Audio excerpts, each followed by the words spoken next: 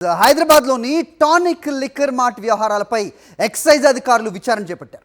2 రోజులుగా నగరంలోని tonic liquor మార్ట్లపై అధికారులు సోదాలు చేస్తున్నారు. ఏ మద్యం షాప్కు లేని వెసులుబాటు టానిక్కి ఉన్నట్టుగా గుర్తించిన అధికారులు నివ్వెరపోయారు. గత ప్రభుత్వ హయాంలో టానిక్కు A4 ఎలీట్ కింద లైసెన్స్ జారీ చేసినట్టుగా ఎక్సైజ్ శాఖ గుర్తించింది. రాష్ట్రంలో ఎక్కడా కూడా లేని ఎలీట్ అనుమతులు కేవలం టానిక్కు కేటాయించిన తీరుపై విచారణ చేపట్టారు. ఎక్సైజ్ పాలసీకి విరుద్ధంగా టానిక్ లిక్కర్ మార్ట్ వ్యవహారం ఉన్నట్టుగా తెలిపారు. టానిక్ పెట్టుబడుల్లో పలువురు ప్రముఖులు, అధికారుల పిల్లలు కూడా ఉన్నట్టుగా అధికారులు గుర్తించారు.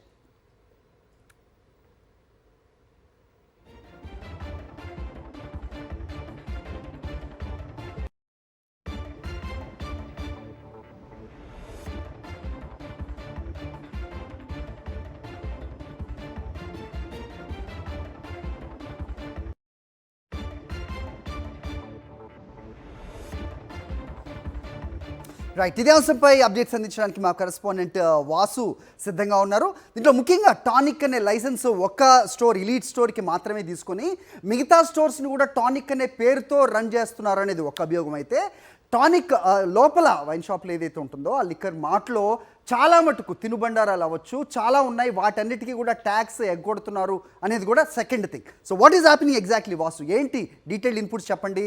సో వాళ్ళ అభియోగం ఏంటి, అభ్యంతరం ఏంటి, ఏం జరుగుతోంది? అలాగే ప్రముఖుల పిల్లలు కూడా దీంట్లో ఉన్నట్టుగా కూడా గుర్తించారు అనేది కూడా మరో వార్త.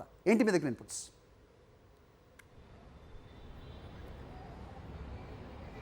ఎస్ హరి, టానిక్ లిక్కర్ మార్ట్లకు సంబంధించి కూడా గత 2 రోజులుగా హైదరాబాద్లో కమర్షియల్ ట్యాక్స్ తో పాటు జీఎస్టీ, ఎక్సైజ్ శాఖ అధికారుల సోదాలు కొనసాగుతూ ఉన్నాయి. నిన్న లేట్ నైట్ వరకు కూడా ఈ సోదాలు సాగిన నేపథ్యంలో కూడా పలు అంశాలకు సంబంధించి ఎవరైతే వీళ్లకు ఎలైట్ పర్మిషన్ ఇచ్చారో కేవలం ఎన్ని ఫ్రాంచైజీలకు ఇచ్చారు, కానీ వీళ్ళు మాత్రం హైదరాబాద్ లో 11 ఫ్రాంచైజీ నిర్వహిస్తా ఉన్నారు. నగర వ్యాప్తంగా చాలా పెద్ద ఎత్తున కూడా లిక్కర్ అమ్మకాలు కొనసాగుతా ఉన్నాయి.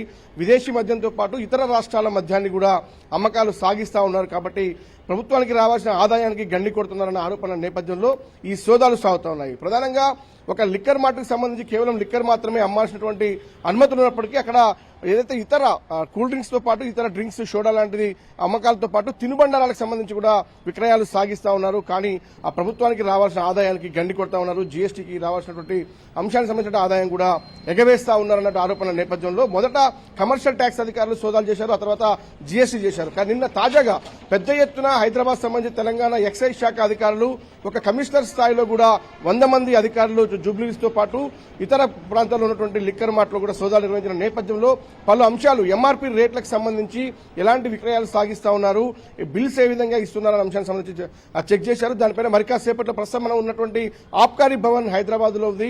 ఇక్కడ అధికారులు భేటీగా పోతా ఉన్నారు.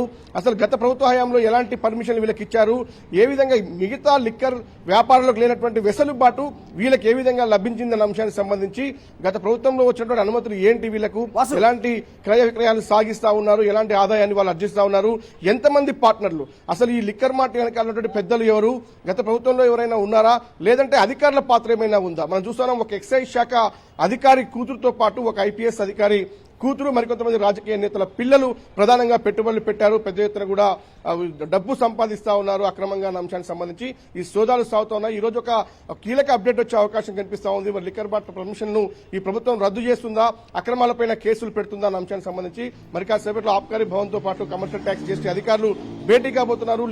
ప్రస్తుతం ఉన్నటువంటి ఈ యొక్క లిక్కర్ మార్ట్ పైన ఎలాంటి చర్యలు తీసుకోవాలో మరి కాసేపట్లో క్లారిటీ వచ్చే అవకాశం అయితే కనిపిస్తా ఉంది. All right Vasu, so next bulletin లో చూద్దాం. సో దీనిపై అప్డేట్స్ ఏముంటాయని